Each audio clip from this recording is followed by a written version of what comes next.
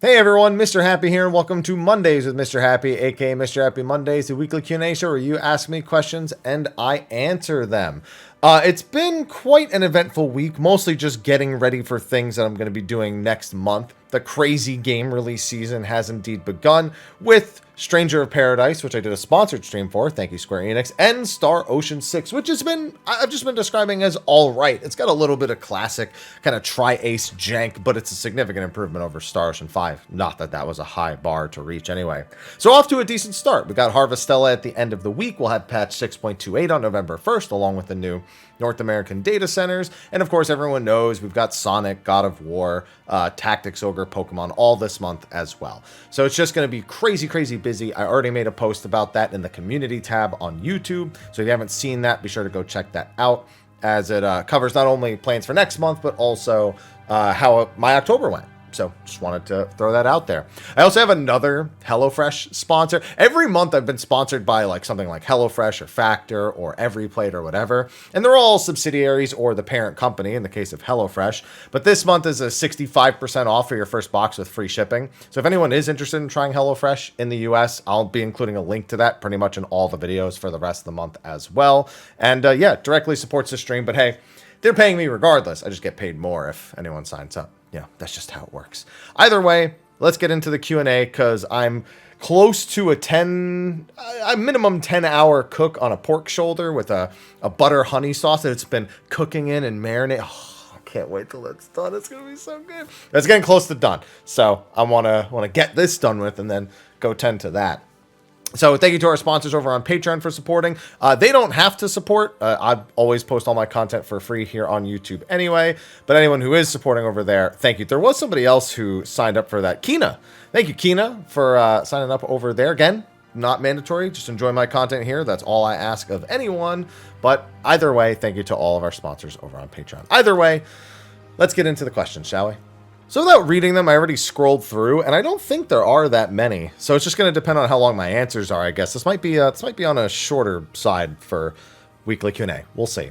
Hashtag Mr. Happy Mondays. Hey, Haps, hope your day is going well. But that meat cooking, you know it's going well. Just got a fun little question for you today. If you could pick an existing dungeon to be overhauled to the difficulty of Criterion by adding mechanics, revamping some bosses, but keeping the core dungeon the same, which one would it be? For me, it has to be the Dead Ends, I think it's called. What's the final? Yeah, I think the Dead Ends is the final dungeon for Endwalker. Yeah, I think it's just a super symbolic dungeon and just deserves to be that degree of difficulty, if anything. So yeah, I actually had this discussion with someone on stream the other day, so I was very, very well prepared to have this discussion. Yeah, Dead Ends would be my answer for this one. Hashtag Mr. Happy Mondays. Hello, Haps. Hello. First off, thank you for providing a weekly place for community discussion. My questions all come from some recent experiences and would appreciate any thoughts you have. I'll do my best, and thank you for the kind words.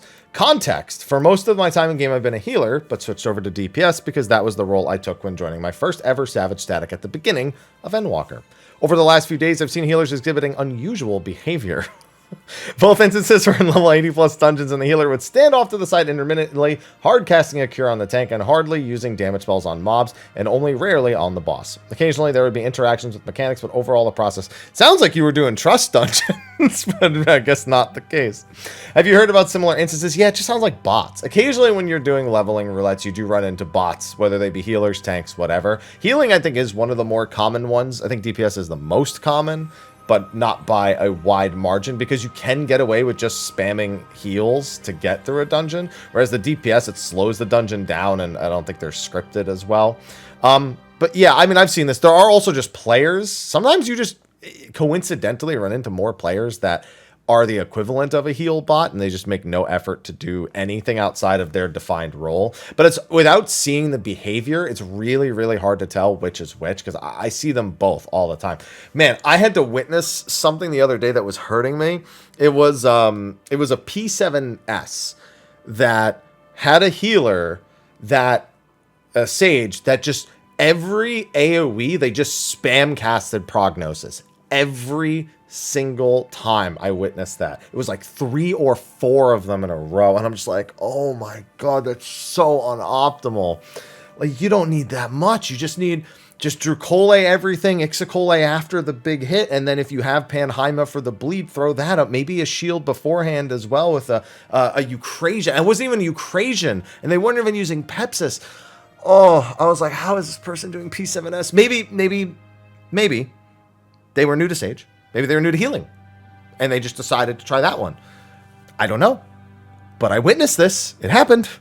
And it hurt my soul, and it would hurt my soul here too. But in a dungeon, I just shut my mouth and move on. In a Savage Raid, I'm going to be like, maybe we should go our separate ways at this point, you know? But without seeing the actual behavior, I couldn't tell you which one of those things it actually was.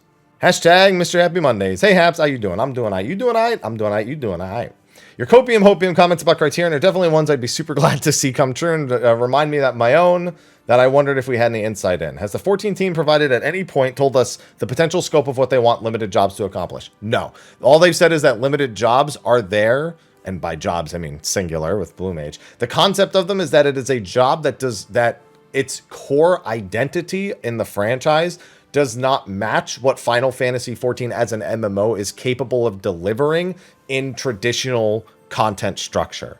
So that's it. It's just a will of the dev team to insert something the players want in some capacity versus writing it off forever. Other than that, we don't know. And we really don't know internally where they stand with Blue Mage. We don't know how they've deemed its development time and resources. What we do know is that it's not gotten an update in a while. So from our perspective, it looks like they may have just viewed it as not worth investing much in. It also doesn't have very many places to go unless they build out content specifically for it. I've mentioned a Blue Mage specific deep dungeon where they start with only one Blue Mage spell and they have to go out of their way to pick spells, and then as they climb higher, they earn more spell slots, etc., etc. So it would have to be very specifically tailored to them. And I don't think they're going to do that. So that's all we know. It's just because they don't think those limited jobs could work in the game and maintain their core job identity that the franchise has established. Hashtag Mondays with Mr. Happy. Hey, Haps, hope you're doing well. Same to you. Hello, hello. I'm getting ready to do the DRS roll on Discord. I was wondering what actions you'd recommend for a caster. So you can always buy the actions off the market board. I don't remember if there's any restrictions for that. So you're going to want the Delubrum specific. So keep in mind, I have not done Delubrum in a while, so I'm trying to remember the names of things. Chain Spell's a big one. It depends on which caster you are playing, but that is certainly a big one. In BA it was Magic Burst. I don't remember if it's called Magic Burst in Delubrum, because I've actually done BA more than Delubrum even after Delubrum came out. And then you need is it called a Divine Essence? I know you need the specific caster essence, and you don't want to skimp on those in particular. The ones that give you power specifically inside of Delubrum, those are must-haves. I would not venture outward otherwise from that. But yeah, as a caster, I'm almost certain it's Chain Spell and... Oh, you know what, though? I haven't... what were the actions they added for that? Yeah, this is one of those questions that's hard to answer because I have not done Delubrum in so long. I've also never done Delubrum on caster. So... yeah, it's really hard for me to give you the right advice. I will say this. This is how I can save myself for this answer. The DRS Discords have recommended actions for all the classes. At least all the good ones do. So I would highly advise using that same Discord as a resource for what you need, because that's what it's there for. Hashtag Mr. Happy Mondays. Hi. Hope you had a fantastic week last week and hope this week brings nothing but joy. Same. And thanks. Last week you got a question about level squish. It got me thinking which could be trouble for all of us. What do you think they might use? Do you think they might use 7.0 as a bridging effect from the old story to the new so that people who join now can join without having to start at Realm Reborn? I don't know if they'll do that in 7.0.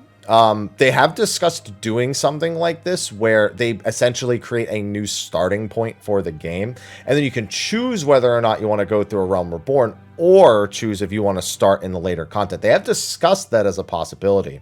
But 7.0, that's a tough call because you got to remember that 6.0 doesn't end in 6.5. It ended in 6.0, which would mean 6.1 is the new starting point. But 6.1 as a starting point is very much contingent on you understanding the things that came before it. I mean, the entire events that are taking place are a result of a character we met in 6.0 and things that we have learned prior to that. So do I think that'll be 7.0? No. Do I think they'll have to do this at some point? Absolutely. And I don't think that's trouble. I don't know why you would think that would be trouble for any of us, because it won't be. It's just a matter of giving people a leveling experience that does not take 200 plus hours if you're a brand new player who wants to enjoy all the story. And that's not a negative, in my opinion, because I'll still have all those experiences, so I don't need to be concerned about what their experiences are. I just need to be concerned about mine. As for the background music I play during videos, it's from a website called Purple People Eaters. I think they do a lot of licensed or royalty-free music, and it's called Moonrise. So I think it's a pretty old one on their site. I'm not even sure if they have it anymore. That's where I got it the first time. Okay, I don't think it was Purple People Eaters, because that's what traditionally it is. It's Purple Planet Music. I think I just always call it Purple People Eaters because it's Purple People Eaters. No, Purple Planet Music, I think, is correct. So yeah, either way, the song's called Moonrise. Either way, next question. Hashtag Mr. Happy Mondays. Hi. Hope all is well. Same with you. Quick story question. Cool. You mentioned China not having the gold saucer, which is understandable. Do you know how the Stormblood patch story with Nanamo is handled in that region? No.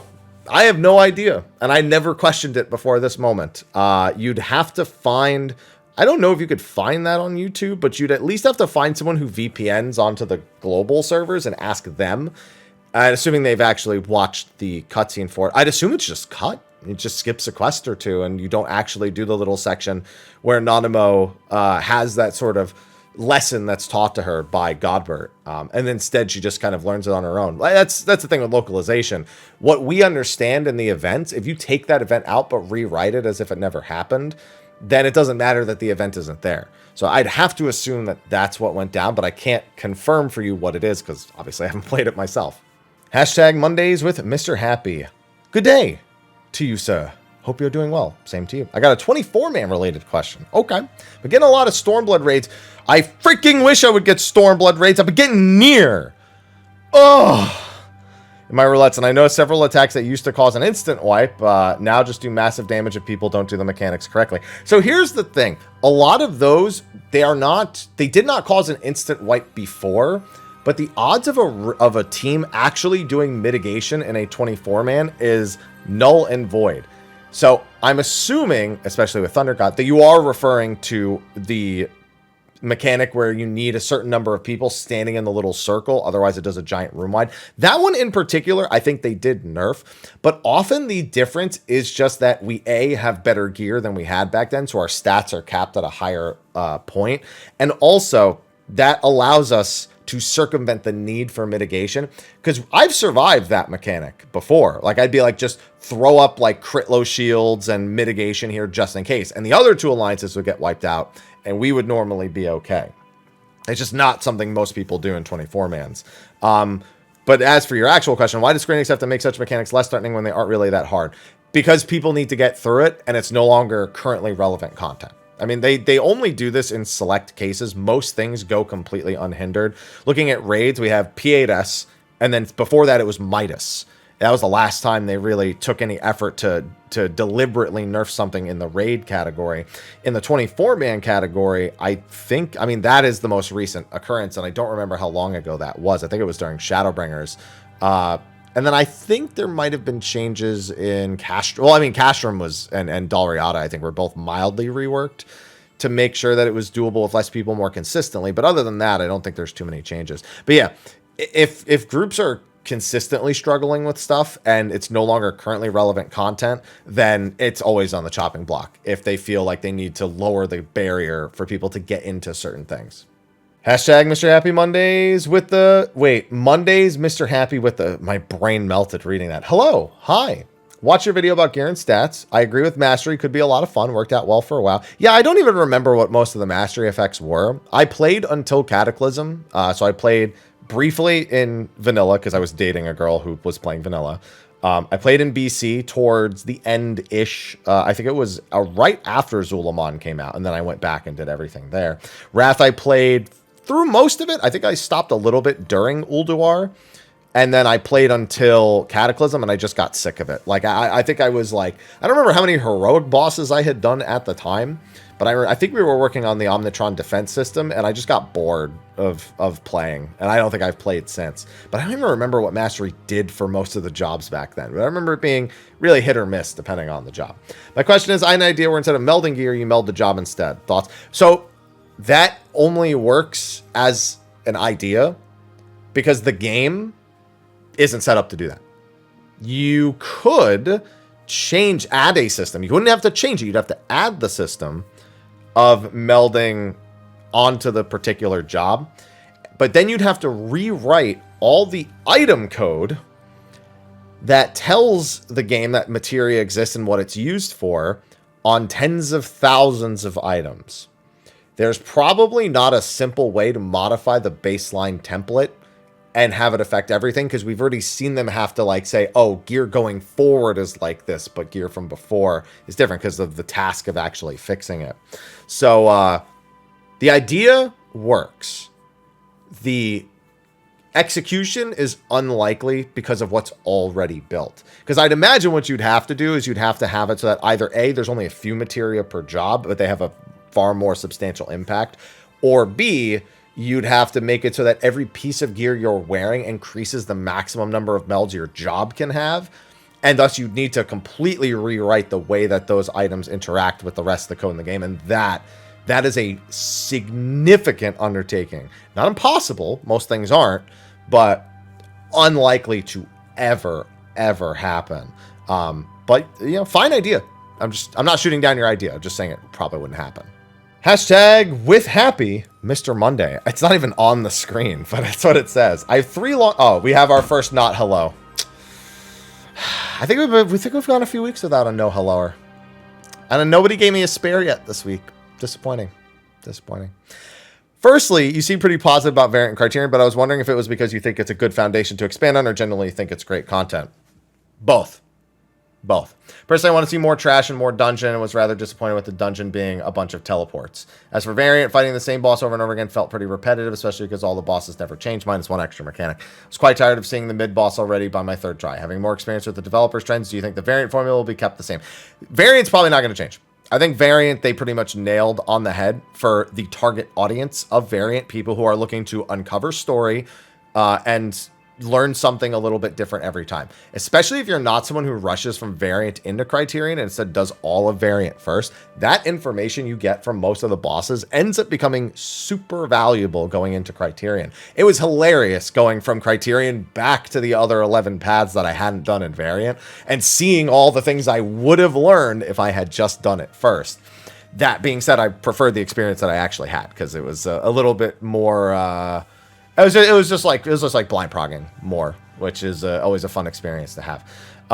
As for Criterion, you have to weigh Savage into the equation when you think about having more trash. Because I think the trash was fine. I think the trash is the most stressful part about Criterion Savage. Not normal, but in Criterion Savage for sure. So here's what I think. I think you can absolutely achieve this. You can make the dungeons more dungeony, not teleporting between. The main reason they teleport between sections there is because it sends you to all 3 of the different paths. You start on the left path, then you do the middle path boss, then you do the right path boss. So there's no fluid way to connect those areas together. But in future dungeons, they could build them from the beginning to be closer together and not so spread apart. And then it makes doing something like that in Criterion far more reasonable instead of teleporting between section to section. So piece of feedback for that. And then you can absolutely add more trash, like trash between the 2nd and 3rd boss, for example, because you have the freedom with Criterion Savage as developers to just choose not to include trash if you think that it's going to extend the length of that enrage timer, which was 24 minutes for the first Criterion Savage, too far. So I think this is completely reasonable and level-headed feedback, and is absolutely something they should consider, and what its ramifications are in the overall design. I think that the other part of the variant formula I think will be kept is the extra boss. I actually think they're planning something with all 3 of the extra bosses we should have before expansions end. When they'll do something with that, who knows? But I would very much like to see them use all of the secret bosses this expansion for some sort of bonus dungeon in 6.55. So we'll see what they end up doing. Do you also happen to think that 14's visual cues have been getting worse? So I don't think the cues have been getting worse, but the busyness has been getting worse. What they've done is they've been like, okay, we've created very clear cues. And while some players may struggle with some and others may not, now that we've established what they all mean, we'll just throw a bunch of them on the screen. That visual mess, as someone who's colorblind, is more difficult to deal with than in past expansions. I need more pulls as of late to actually... my eyes need time to like adjust to like, okay, what do I need to look? Because when I'm identifying a mechanic, I do not identify it in a lot of the same ways other people do. Great example, the pug strat for Criterion right now is to do red, like the clockwise rotation north, counterclockwise south. The reason being, the clockwise animation is red and the counterclockwise one is blue. I will never ever default to that as my method of solving a mechanic unless it is seemingly the only way of doing it. So that was very strange. Also, just being able to visually identify things just took me more pulls than I wanted to. It's been true of certain other things, like Dominion in P8 Phase 2. It is really hard for me to see those pulsing earth AoEs on the ground because they're too close to the color of the actual ground. It's more dust than it is a solid effect that is moving. So it hurts my brain to look at because I need that extra mental fortitude. But I don't think the visual cues have been worse. They've just been piling so many on that the particle effects overlap and it lowers visibility because of that, or it lowers clarity because of that. Let's see. I still remember that they had the portals in E7S both spin in different directions, had different patterns to make them easier to distinguish. Just mirrors the same amount of effort or attention. No, again, I think it's the same amount of effort and attention, but there's so many more of them that it's harder to visually distinguish because they're like, oh, our players are getting too good. Let's just take all these things we've established and just shove them all in at once. And it's like, oh my God, my brain is melting when I see this. But there's always a method of solving it. Lastly, about Summoner, Dev said it got reworked so it could expand on it further. Yeah, it's true. Of any job, when they rework it, they're essentially resetting the baseline for it. Think they'll be able to achieve that? The rotation feels complete on its own. Oh, no, I think there's plenty of room to add buttons to the job. Even just if they wanted to, like, adjust Bahamut or Phoenix and completely change the way that they're done to make room for something else. I mean, you could, and keep in mind this might even qualify as a light rework. I mean, you could just make it so that the summons themselves, like maybe there's a button to dump them all at once and it does something else, but it's something you can only do every 2 minutes.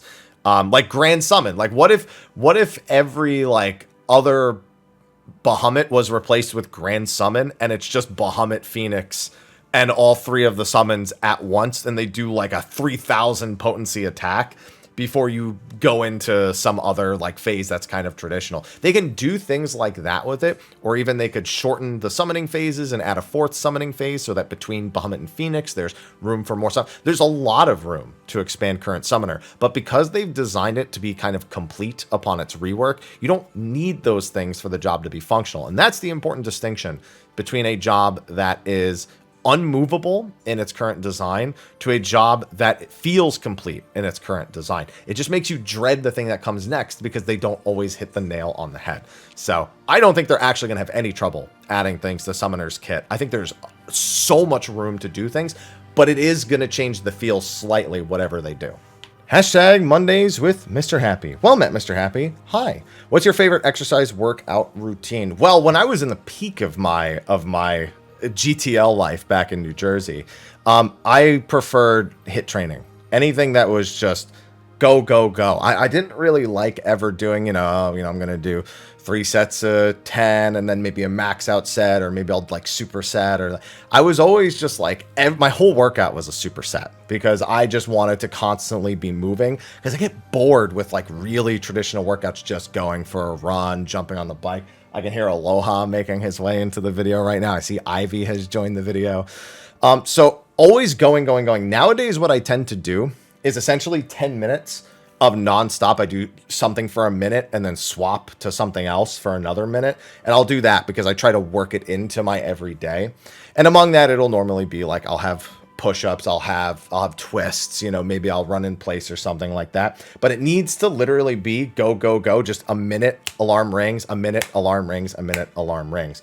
I used to do Dance Dance Revolution competitively and also in the groove respectively as well. And I used to spend, you know, 4 or 5 hours a day on the metal dance pad on Step Mania, just trolling the internet looking for step charts to see if there's anything good out there. And then on top of that, I mean, I ran cross country, which was boring, but you know, I was dating a girl on the team, so it just seemed like a natural thing to do back in high school. And what else? Yeah, I mean, but that wasn't one of my favorites. So yeah, I mean, it's got to be just something where you're always moving. It needs to be high intensity. And if I'm gonna do any weightlifting, it's usually got to be it's usually got to be something that's just worked into something else that I'm doing. Oh my goodness, Aloha, you're so needy. He's been a monster like the last week. He's been the toughest thing about this last week, because for something about him is just way needier than he has been, even though he's been being treated like a goddamn king. Because that's how I treat my pets, because they're part of the channel. Isn't that right? Well, you're a queen, but he's the king. So, and I think the problem is that he knows that. So yeah, that's those. So that answers the question. Anything that's really high impact. Hashtag Mr. Happy Mondays. Hey there, Happy. Hi. Question regarding the game's current balance trajectory. I hate that word. Trajectory. Jesus Christ.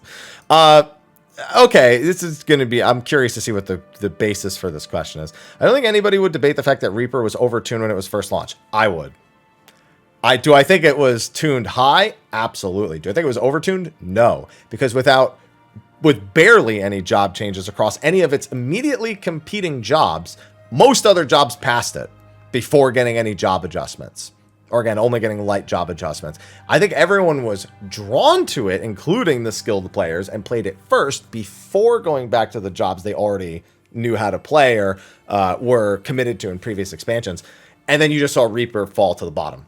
I think the only thing they nerfed on Reaper early was the heal from Arcane Crest, but every other job didn't really receive much prior to the Asphodelos Savage coming out, and they all surpassed it. So I will actually debate that. I think that people who think that didn't see the trend like the rest of us saw. The dev team has made a point to only buff jobs to bring them to parity with each other. One patch after another, potency increases an increase, totaling what has been a large amount of additional damage to our rotations. Reaper has been the beneficiary of this as well. Over time, doesn't this mean that unless content is adjusted in mind for across-the-board buffs, that we're further trivializing previous content at a faster rate? It's already trivialized. You can't further... Like, Asphodelos was trivialized the moment Abyssos came out. It didn't get further trivialized. You can either do the mechanics and beat it, or you can't. And that's true of pretty much all the content. So when modern content comes out, that's the only place you actually look at that. Now, there is one exception. Ultimates. Ultimates do get trivialized by these job changes a lot. UCOB, for example, massively trivialized. But I will say this. They're mostly trivialized for people who have a lot of experience in them. For first-timers, they don't even think or care about it. They will most likely see most of the mechanics, even if they're rolling with a crew of people who have done it before, unless you're rolling with a very high skill and very experienced group. Because everyone still makes mistakes in Ultimates, so that still ends up affecting those trajectories that you've set for yourself based on the increases. So that's the only case where I think you have kind of a point with this. And even then, it's not significant enough because of the way Ultimates are designed. You might like skip an earlier part of Twintania, or you might not even have to do the dive bombs on Nail if you're doing well enough. But you're still going to have to do all the trios. You're still going to have to do the ad phase. You're still going to have to do Golden, which isn't mechanically difficult anyway. So that's more trivialized than most phases. But you understand my point. You're still going to be doing pretty much all of the important stuff no matter what. And then as for this, and then isn't healthy game balance always give and take? It is, but it's balanced around what is current, not what is old. So there's that. Hashtag Mondays with the Mister. Hello. What's up? Hi. Are you doing fine? I'm doing all right. You doing all right? I'm doing all right. Yeah, the cats are doing fine, as you can see. This one right here. Loving to be a part of it. Well, here's my question. For context, my static and I decided to swap around jobs for re-clears just for fun, so I went from Scholar to Monk, and I'm more of a healer Black Mage main, so that's pretty new for me. Still a lot of fun since I've always been interested in playing Monk. Okay, and the question, scroll down. So on to the actual question. I struggle to understand the thought process behind deciding which opener to start with on Monk. Which factors do I need to take into account to make that decision myself? The double solar opener has the advantage of forcing the same even burst window, so I might try to prioritize that one, since I'm not quite used to the job. Double solar compared to lunar solar is in most cases a marginal, incredibly marginal increase. The thing you are trying to decide is based on the length of the encounter. If I am only going to get 3 phantom rushes, for example, in a fight, let's say the fight is less than 7 minutes long, for example, let's say that. So I would only get one at either 1, 3, and 5 or 2, 4, and 6. Then double solar wins out more significantly because I'm not comparing the buffed phantom rushes to the extra phantom rush I'd get in, say, a 7-minute encounter, where I'd get 4 of them if I did them on the odd-numbered minutes, on the odd-numbered buffs. However, that also has to be weighed against the mechanics that are happening. So a lot of the times it just comes with expertise, and also a lot of the time you can usually just commit to one or the other, lunar solar or solar, and be perfectly fine. Will you always be I'll give you a great example. I do lunar solar because I got onto Monk very last minute for this raid tier, and I often don't have a lot of time to just sit in game and practice like a bunch of different openers, so I kind of just default to the one that I think will get me in as quickly as possible. And for this case, it was lunar solar because it's easy. Which is funny because at the beginning of the expansion, I went out of my way to learn solar, and I just undid that knowledge because I didn't play it for however many months. So, but I mean, I have either, 93s, 94s, 95s on the first 3 encounters. And then my gameplay is more the issue for P8, where I think I have it's like a 60-something and a 50-something for Phase 1 and Phase 2. I also know we didn't upload a bunch of those, so I'm curious what some of them looked like.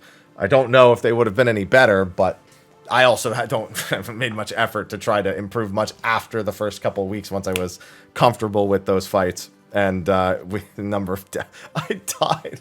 Oh no, was that on my alt? There was one week where I died in P8 Phase 2. I just didn't have enough health. And we still killed it, and I was just like, that's never fun. I think I was on my alt when that happened, though. Either way, yeah, it's the length of the fight and the mechanics that happen during specific odd or even numbered buff windows that will affect whether or not you want to do double solar or lunar solar. Hashtag Mondays with Mr. Happy. Hey, Happy. Hi. Hope you aren't holding in any pee while making this. No, I'm good. I'm all peed out. So we're all set for this video. As you have a good amount of experience with the Soul series, do you think Hideaki Miyazaki gets too much credit from the gaming community? No, but there is someone who I do think that about. Maybe I'll answer that in this one. Remember watching a video by either H. Bomber Guy or Joseph Anderson talking about the evolution of the Souls games, and they talked about how the Vanguard Demon in Demon Souls was not a good tutorial fight because it was meant to kill you. That was changed in Dark Souls 1 thanks to the genius of Miyazaki, but in Elden Ring they make the same mistake. Well, not really. Elden Ring gives you a tutorial boss that is a complete joke. And in Dark Souls 1, technically they still bait you into that. The first time you fight the demon in there, you can technically win, but you have a broken sword and nothing else to go with it. So the idea is you're supposed to identify that clearly I'm not supposed to make this, and notice you can run past it, which teaches you a different lesson in Dark Souls 1. But yeah, in Elden Ring, I'm assuming you're referring to the Tree Sentinel.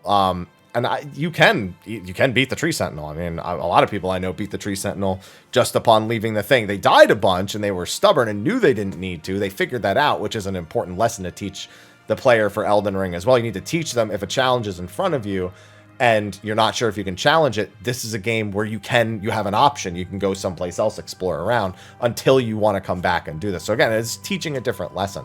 Everything that maybe Miyazaki isn't a patron deity of game design where every decision is meticulous and has tremendous amounts of thought behind them. Someone who knows how to really make games would love to hear your thoughts. No, I think Miyazaki is incredibly meticulous. I'd also like to say it's not just him being meticulous. His team has been brought up to treat these games in a very particular way, and to treat these individual obstacles in very particular ways. When they place the Tree Sentinel in that spot, they are providing you with a bunch of information. It's just about how you want to read into it. Some people look at it, oh, the first boss is this unbeatable god. and they don't, that's a very narrow line of thinking. However, people who have experience with either open world games or Souls games or have any prior experience with games and are generally kind of open to the idea of interpretation, they might identify, I don't need to kill this right now. I'm either not skilled enough, or I would just prefer to explore someplace else. Let me go around it.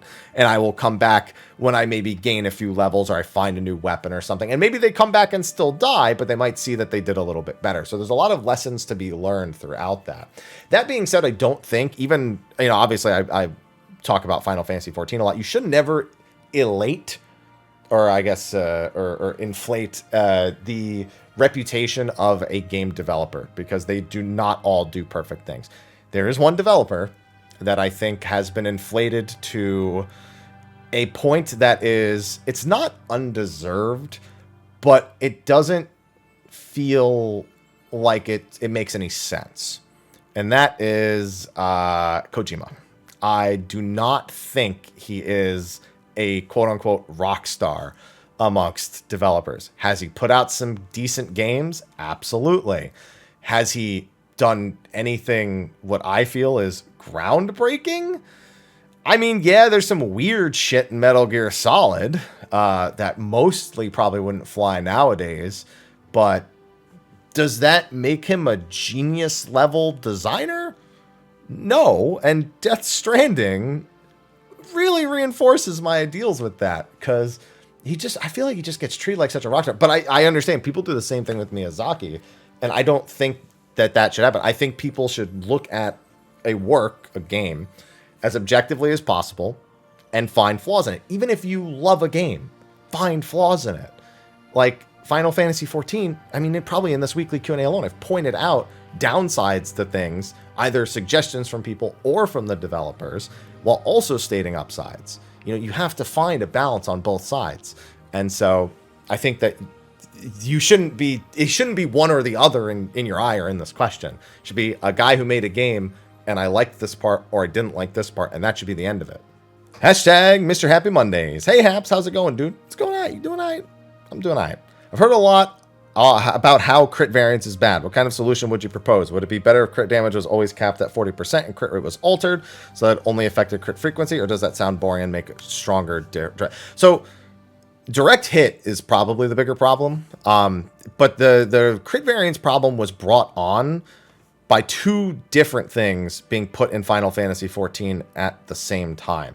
Number one, they made critical hit rate also provide critical hit damage. And number two, they replaced accuracy with direct hit.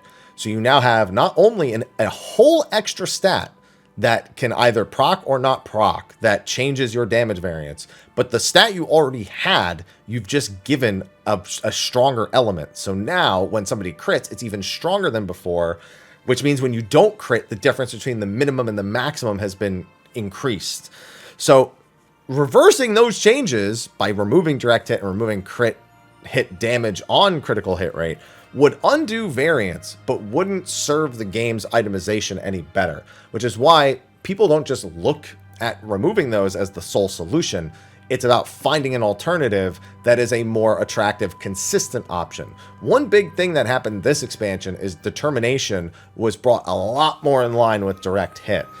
But that didn't mean that more people went determination. It made it so that when you're min-maxing, making sure that if you meld direct hit or determination, that you hit a breakpoint became the most important thing. That's why even on jobs where everyone's like, oh yeah, just crit direct hit, you still see sometimes in the BIS list those few determination melds in there, because it's determined that you would not hit another direct hit tier based on what your base stats are from your gear, so you can try to hit another determination tier because they're about the same value.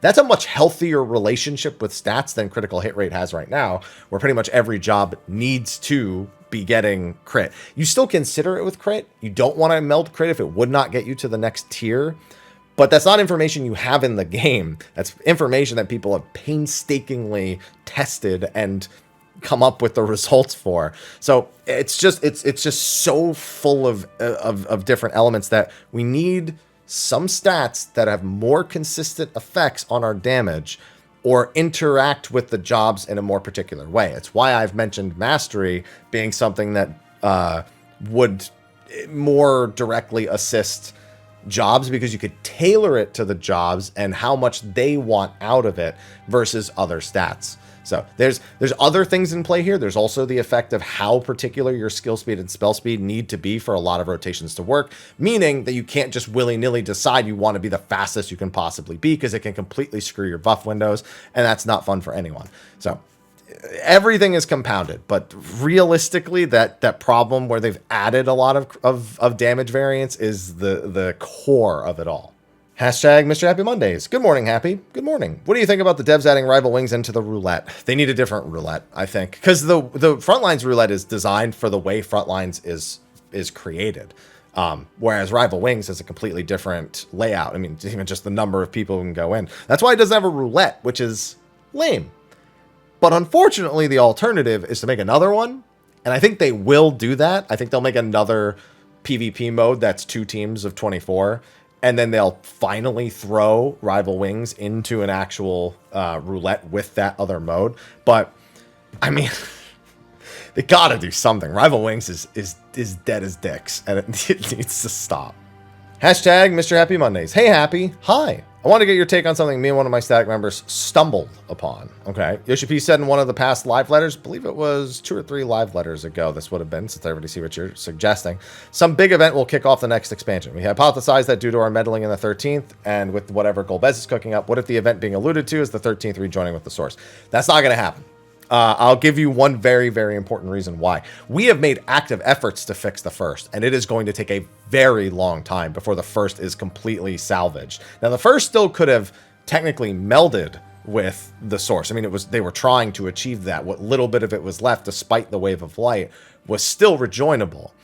But the void is not. You would take a substantial amount of change over a very short period of time to make it even suitable for that. Because the ancients had considered it a lost cause, which is why it's interesting to think how they planned to fully rejoin Zodiark in the first place if the 13th was what it was. I'm sure they would have just, after dealing with the other 12, gone back and tried to find a solution, but easier said than done. What's most likely, I think, is a more reasonable thing, is that Golbez wants to initiate an assault on the other shards. And so the Void Wars would begin, to call it the least. And it would be a kind of a repeat of the battle with Alec. I think that's going to originate in Mericidia. And so there are going to be void portals opening in Mericidia and will be this constant ongoing threat over there. And we are thus going to go to Mericidia for the next expansion. As much as I would like to explore the 13th, it seems highly unlikely, as all indicators point to unexplored areas of Aetheris being the main locations for the new expansion. And as Golbez is bent upon invading Aetheris, it would mean that on top of a rejoining, we also have an army of Voidsent to deal with. Yeah, the rejoining thing is not going to happen. Venturing around Aetheris, going to places all new and fighting the Void would be a damn good reason to put our new Grand Company of Eorzea to the proof. And with all the graphical updates, making an expansion that has us globe-trotting around the world in as a convenient excuse to allocate development time developing all the old zones and assets. No, the old zones are not... Here's the thing. I can't ever say the old zones are never going to change. They're very likely not going to change. Because Final Fantasy XIV does not operate in what I like to call a world state design.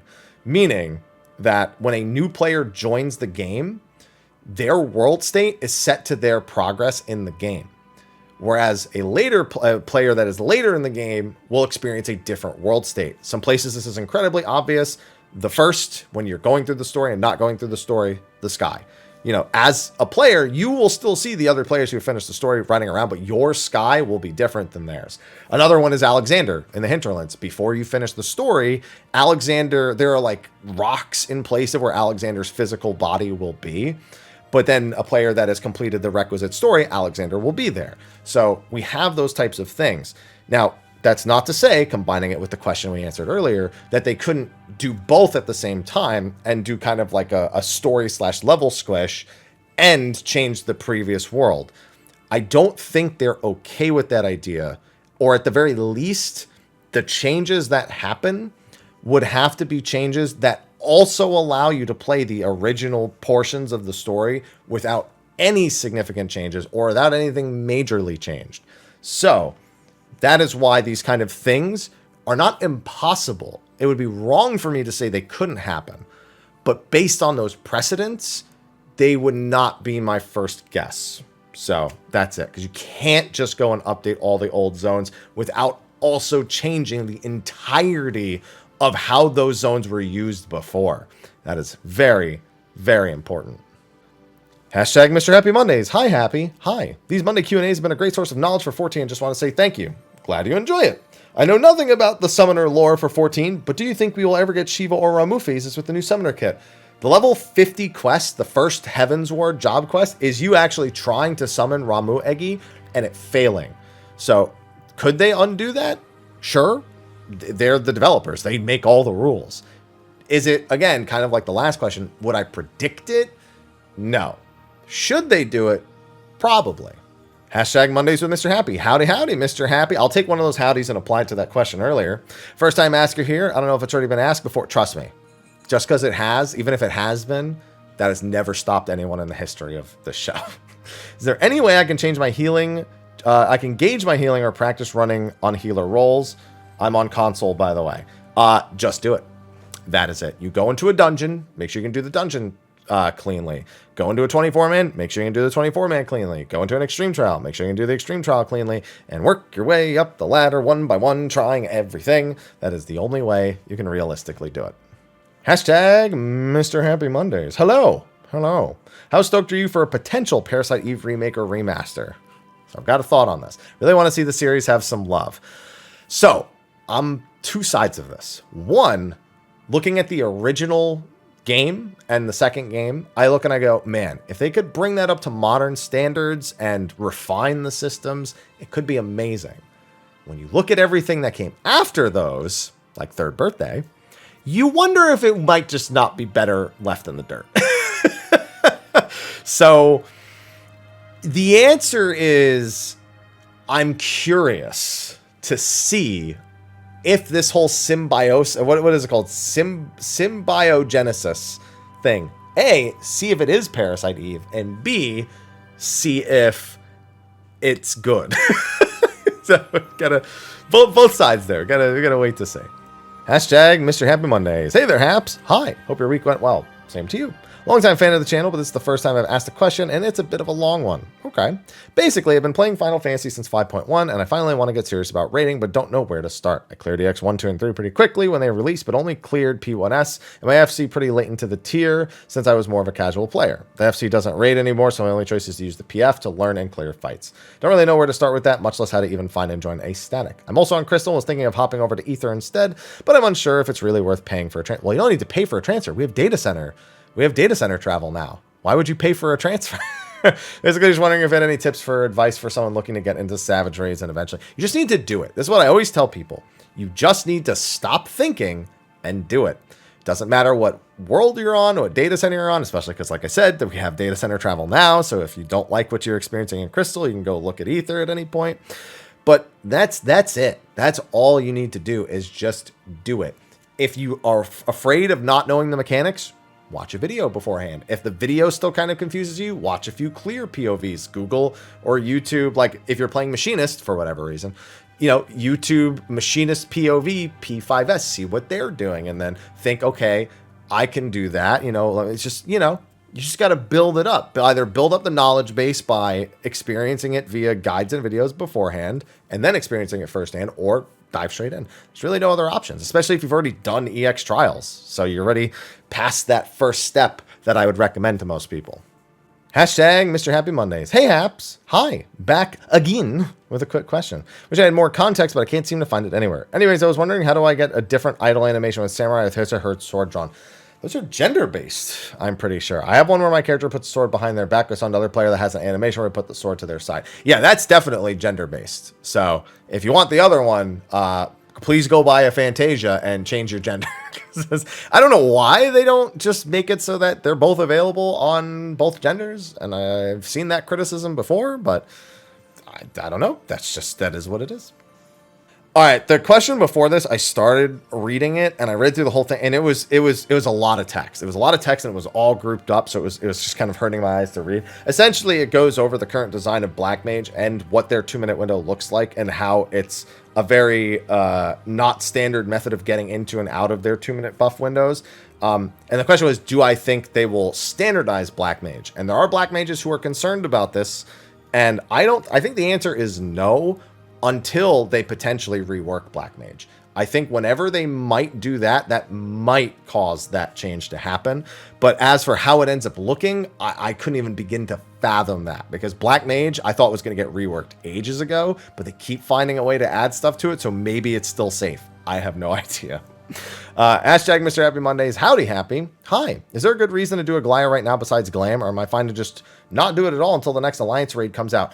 If you are planning on getting upgrade materials for the current Tombstone stuff, meaning the stuff that upgrades from 620 to 630, you will need Glaya coins to buy, to buy those upgrades, along with whatever coin we get from the 6.3 Alliance raid. So you'll still be locked to one upgrade a week from the 24 mans on 6.3, but you can get the Aglayas out of the way beforehand and then just do the new one every week for that coin. That would be the primary reason you would do it now instead of waiting till later. Oh, and that was the last question. Okay, well, it wasn't that short of a video. There were a lot of really good questions, a lot of what I felt like were really good answers. So yeah, thanks. That was a great one. I kind of almost want to make a standalone video with some of those. I should really do that more often. I should just take the questions with really long answers and just make it its own video that isn't the weekly Q&A, even if I repeat what's in the weekly Q&A, because more people will watch that video than the weekly Q&As, and I think that that's a win-win. So I might start doing that. I made the post on YouTube about how November is going to be so busy that I'm looking to do more short form or reaction style content, just so I can keep the uploads a little bit more consistent on top of what I already have planned for that month. And so there's a decent possibility that this is one of the methods I use to do that, by taking some of these questions, just extending the answers a little bit just to create discussion points. But we'll see. I mean, it's got to be the right question. So I've done it before, but it's got to be the right question. Anyway, thanks for watching this week's episode of Mondays with Mr. Happy. Be sure to like, favorite, subscribe, and share. And if you have a question for next week's Q&A, put it in the comment section of the video below. With that, I'm going to go get that meat. So I'll see you next week. Until then, take care.